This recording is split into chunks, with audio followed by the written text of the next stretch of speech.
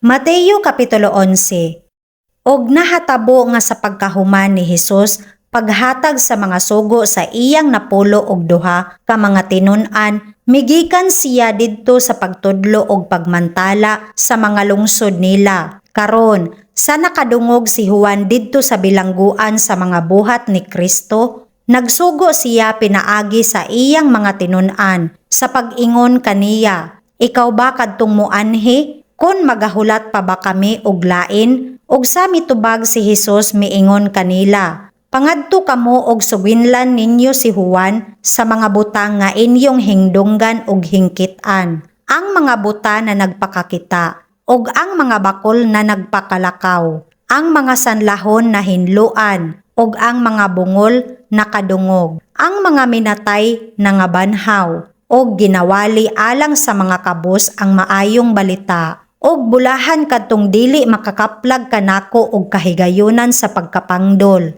Og sa milakaw kini sila, misugod si Hesus sa pag-ingon sa katawhan na hatungod kang Juan, "Unsa ang giadto ninyo sa pagtan-aw sa kamingawan? Usa ba ka bagakay nga ginahapay-hapay sa hangin? Unsa ang giadto ninyo sa pagtan-aw?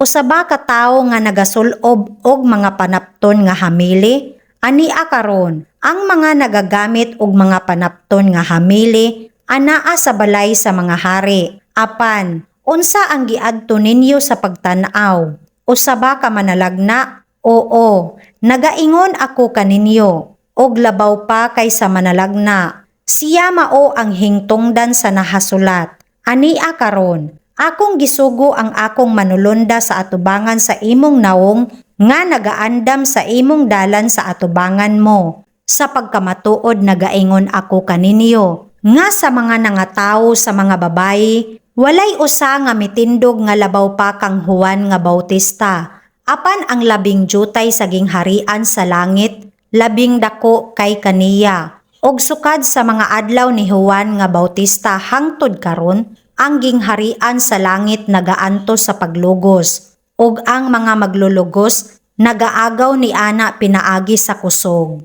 Kay ang tanang mga manalagna ug ang kasuguan na nagtagna hangtod kang Juan. Ug kung buot kamo magdawat kaniya, siya mao kadtong Elias nga umalanhi. Ang may mga igdulungog sa pagpatalinghog, magpatalinghog. Apan sa kang kinsa ko ba igapakasama kining kaliwatana? Siya sama sa mga kabataan nga nagalingkod sa mga baligyaanan nga nagatawag sa ilang mga kauban. Og nagaingon, "Ginapatunggan kamo namo sa mga flauta, og wala kamo managsayaw.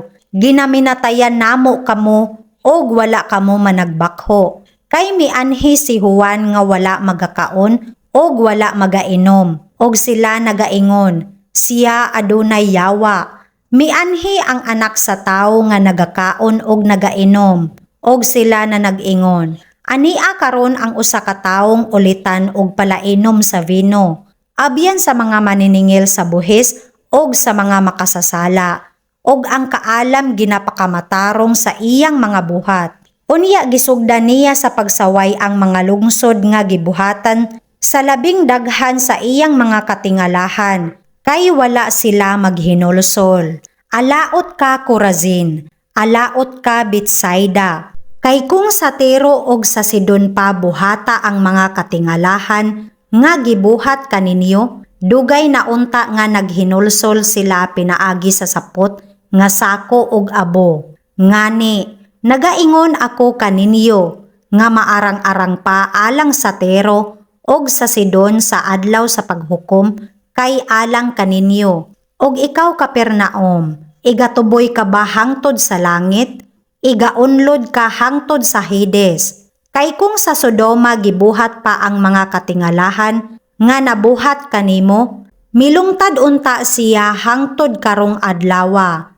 Apan nagaingon ako kaninyo nga maarang-arang pa alang sa yuta sa Sodoma sa adlaw sa paghukom kay alang kaninyo.